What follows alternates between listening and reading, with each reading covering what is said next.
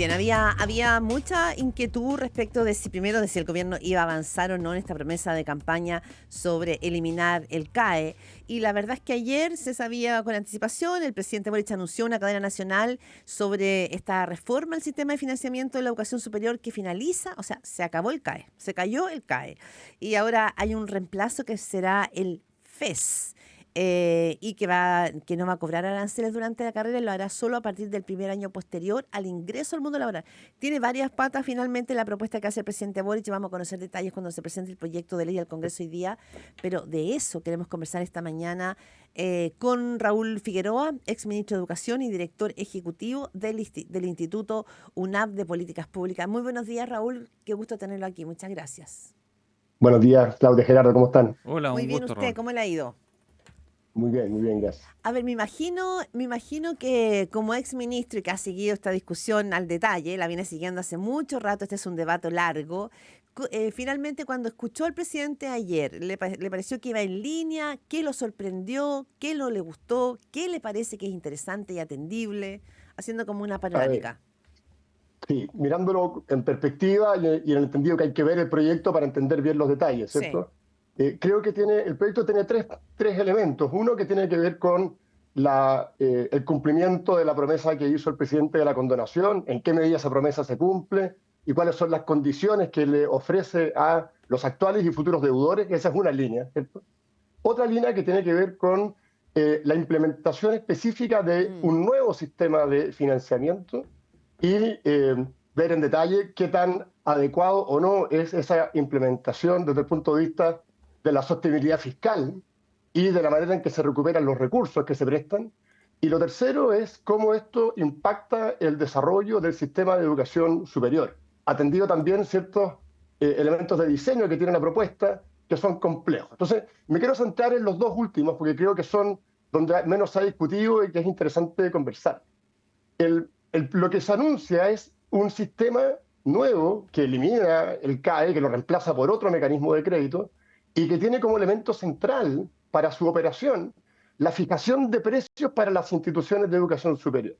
Cuando el presidente dice nadie va a pagar mientras estudia, lo que está diciendo es que es el Estado el que va a pagar directamente y por lo tanto el precio de ese arancel lo fija directamente el aparato estatal. ujú. Eso es extremadamente complejo para el sistema de educación superior. ¿Por qué? Ya lo hemos visto porque nuestro sistema es muy diverso y en esa diversidad se ve reflejada, entre otras cosas, en los distintos aranceles que tienen distintas universidades y distintas carreras.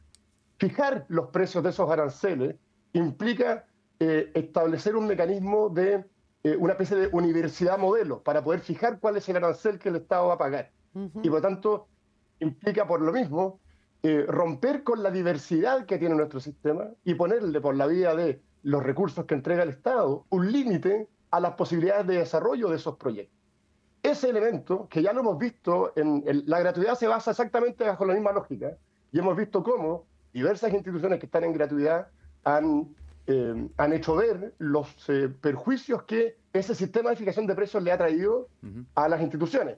Entonces, ese problema que hoy día tienen las instituciones en gratuidad se va a extender de aprobarse tal cual como se anunció a todo el sistema y va a ser más gravosa incluso la situación de universidades que hoy día ya están con ciertas dificultades. Creo que eso es un elemento muy complejo Mm, que hay que estudiarlo con mucha atención. Y lo segundo, que creo yo que hay que Ujú. fijarse bien, es en la manera de recuperar este nuevo crédito. El presidente habló de que iba a tener una lógica solidaria, donde se iba a pagar de una manera progresiva, acorde a la renta de quienes estudien con este mm. sistema, pero en el fondo equiparándolo a una lógica tributaria. Y esto es muy complejo porque en la práctica de lo que se trata es de una reforma tributaria adicional. Porque, por ejemplo, un profesional exitoso que gana 3,5 millones de pesos, 4 millones de pesos, va a tener que pagar sus impuestos a la renta y además va a tener que pagar un 8% durante aproximadamente 20 años, pagando más que lo que Raúl, recibió por estudiar. Y eso, en el fondo, genera una inequidad tributaria que es muy compleja, que creo que hay que estudiarla bien. una de las cosas que se ha resaltado es que sale la banca.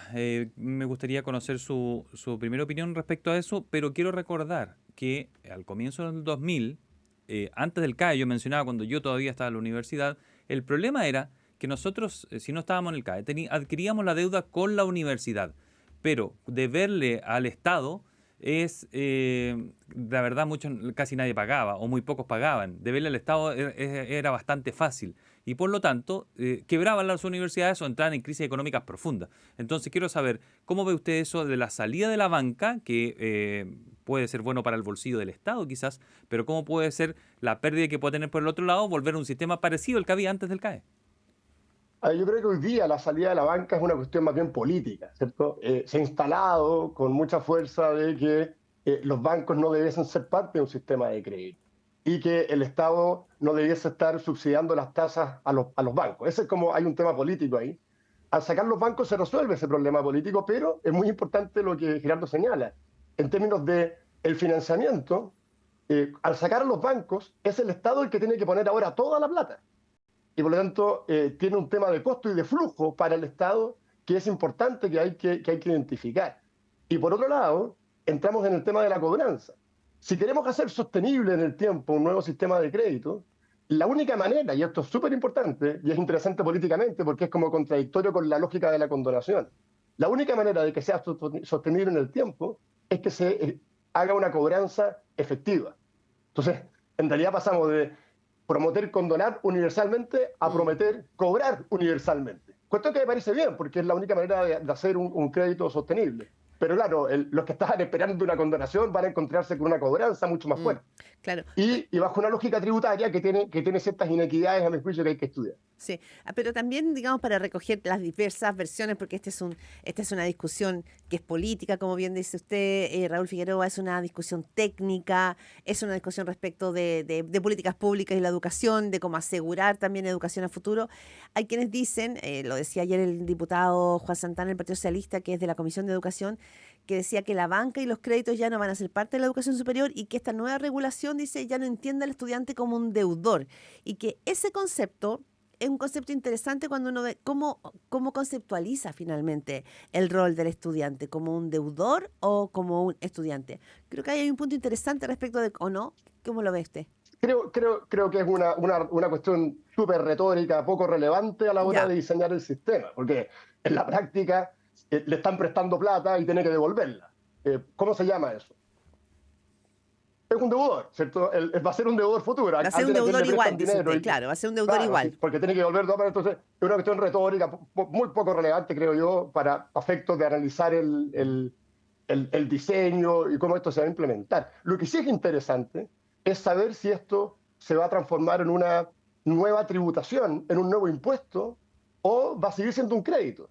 Si sigue siendo un crédito, como yo creo que debiese ser, las personas tienen una tabla de desarrollo, tienen que cumplir con el pago de su crédito y una vez que pagan la deuda se extingue, ¿cierto? Con ciertas condiciones favorables, etc. Pero si es un impuesto, van a pagar más impuestos por más tiempo, sobre todo los que tienen mayores rentas. Entonces, por ejemplo, un profesional que estudió con este sistema y que gana 4 millones de pesos y un comerciante que no estudió y que gana 4 millones de pesos, el profesional va a pagar más impuestos que el comerciante. Y eso creo que es una cuestión muy compleja porque incorpora una lógica de inequidad tributaria que requiere un análisis profundo. Raúl, usted escucha a Raúl Figueroa, exministro de Educación y director ejecutivo de la Universidad Andrés Bello de Políticas Públicas. Quería preguntarle con respecto a la promesa versus el cumplimiento. Se dijo que este gobierno iba a condonar el CAE, que estamos hablando de 1.200.000 personas que están en tema de CAE y deuda, y debería terminar siendo efectivo para 75.000. ¿Cómo lo ve desde el punto de vista de esa promesa que había hecho el gobierno, que podría ser algo virtuoso, porque algunos dicen se adaptó a la realidad y lo acotó? Sí.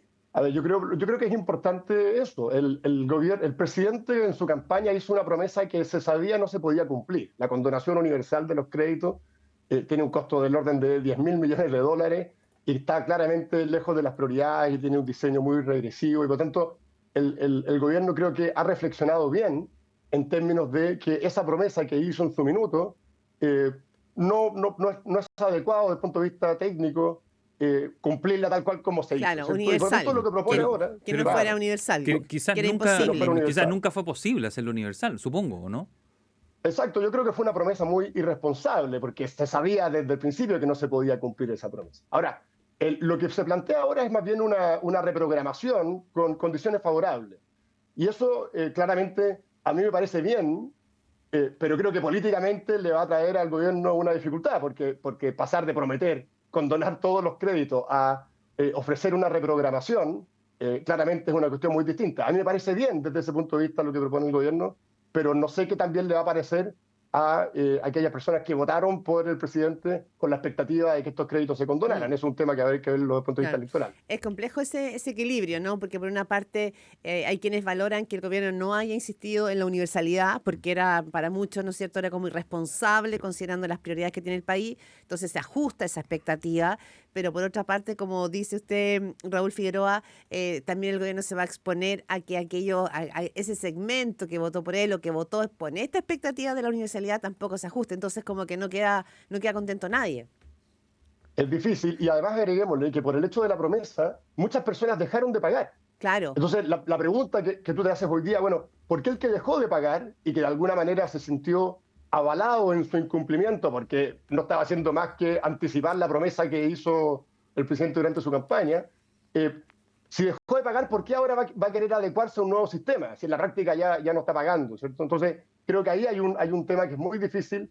Va a ser muy difícil para el ministro de Hacienda, porque al ministro de Hacienda le interesa que esto se cobre y se recupere el dinero. Hablamos esta mañana con Raúl Figueroa, exministro de Educación, cuando se habla de este nuevo sistema de financiamiento, que también es otra de las novedades que trae este proyecto que se presenta hoy al Congreso.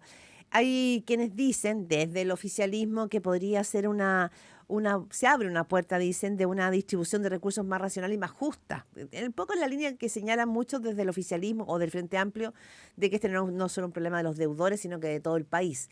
¿Cómo observa usted este nuevo sistema de financiamiento que plantea el presidente Boric? Hay que ver los detalles, sí, pero no nos perdamos ni un segundo. Estamos reemplazando un sistema de crédito por otro sistema de crédito y por lo tanto los recursos que se necesitaban o que necesitan hoy día para financiar el CAE son muy parecidos a los recursos que se van a necesitar para financiar el nuevo sistema.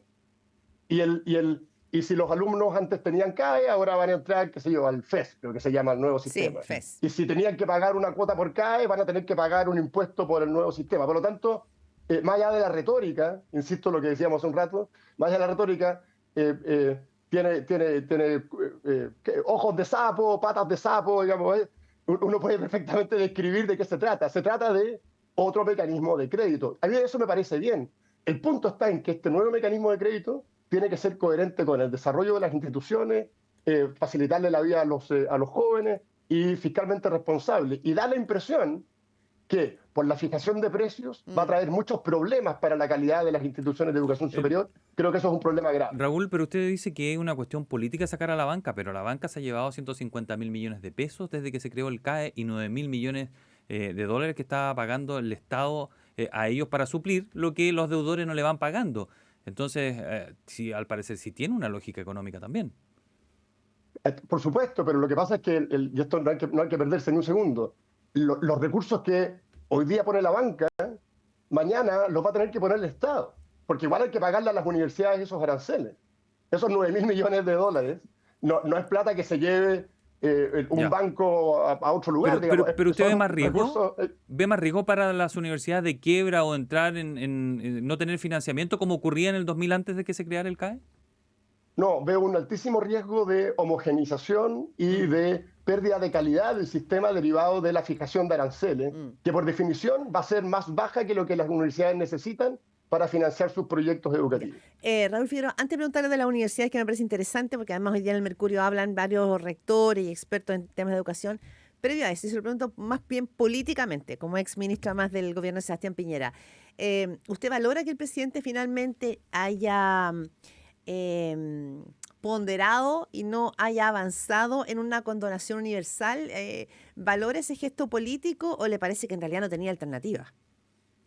No, creo que es valorable que haya tomado por algo se demoró tanto, porque la promesa y lo que se está ahora ofreciendo son cosas totalmente distintas desde el punto de vista de la condonación. Yo valoro efectivamente que se haya renunciado o que más bien se haya instalado una lógica de realidad que siempre tendría que haberse tenido. Lo que yo me parece criticable desde ese punto de vista, es que sabiendo que esto no se podía cumplir, se le haya prometido a los chilenos una condonación universal. Creo que eso es muy criticable. Ya, la promesa, pero aunque la promesa no se haya cumplido tal cual, o sea, lo que le parece criticable es que se haya hecho esa promesa.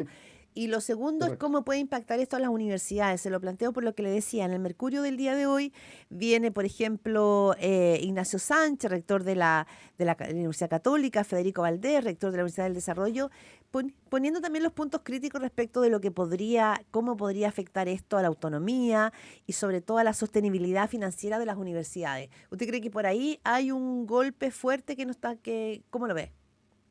Exacto, creo que ese es un flanco muy complejo que abre este proyecto, porque como lo decíamos, se basa en la fijación de precios para las instituciones.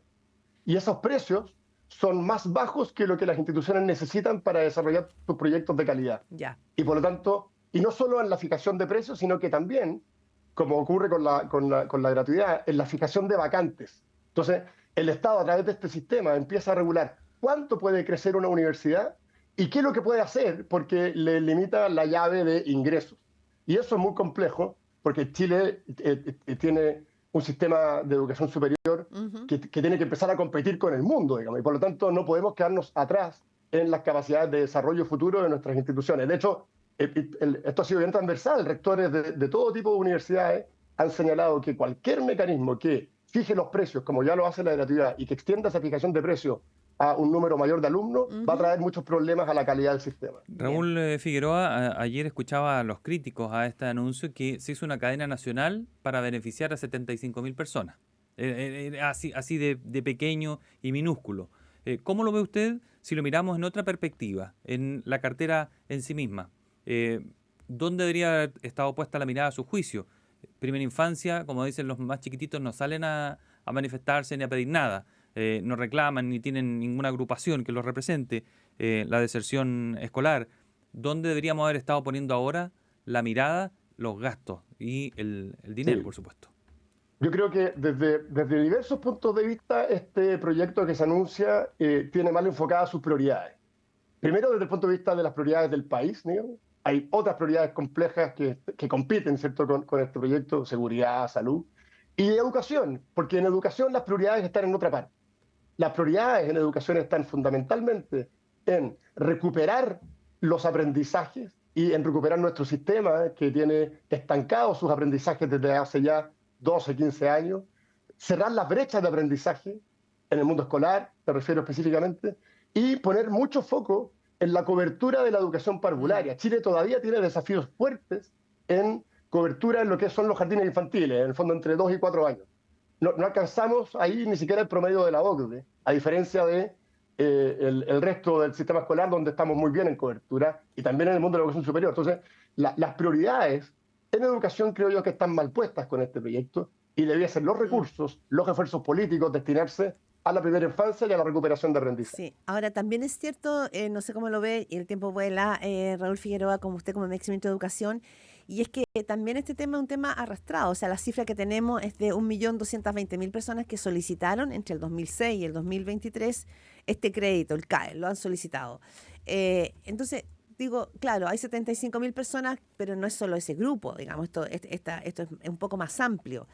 Y también es cierto que desde entonces el CAE ha sido tanto un tema que la generación que hoy día está en el gobierno se hizo conocida porque marchaban justamente, ¿no es cierto?, recogiendo este malestar, no solo en los estudiantes, en muchas familias que han tenido que enfrentar esta situación y esta deuda. Gente que entró a una carrera, dejó de estudiar y ha tenido que seguir pagando. O gente que entró a una carrera, dejó de pagar y que no puede ni siquiera acceder ahora a créditos hipotecarios porque tiene una deuda que los bancos le dicen: no, usted tiene una deuda enorme. Entonces hay una situación muy compleja desde distintas perspectivas.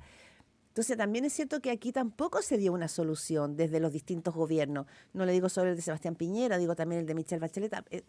Este es un problema que tiene arrastre. Efectivamente hay ciertos grupos que tienen dificultades para pagar, específicamente un grupo que es el 22% de jóvenes que no terminaron la educación superior y que arrastran con un crédito. Y ahí muchos de ellos no tienen recursos. Me parece bien respecto de ellos identificarlo y generar espacios. Me parece razonable, por supuesto. El punto está en que todo el esfuerzo que estamos destinando para todo el sistema, en la práctica no va a cambiar tanto para los fondos. Piensa que hoy día la cuota promedio de un deudor del CAE es una unidad de fomento. Esa es la cuota promedio, 36.000 pesos, 40.000 pesos, entre el fondo entre 30 y 50.000 pesos es la cuota en general que paga un deudor del CAE. Entonces, con el nuevo sistema, va a tener que seguir pagando exactamente lo mismo o en muchos casos va a tener que pagar más. Y por lo tanto, insisto en esto de que es muy importante sacar de lado la cuestión político-retórica y centrarse en cuáles son las consecuencias. La consecuencia es que una persona que hoy día paga una unidad de fomento, el día de mañana con el nuevo sistema, a lo mejor incluso va a terminar pagando más y por más tiempo. Entonces, eso es lo que hay que estudiar, más que la cuestión netamente política de que a qué le estamos poniendo término, qué estamos creando. Creo que eso es un debate político que hay que tenerlo, ¿cierto? Sí. Pero no cambia la realidad. Raúl Figueroa, ha sido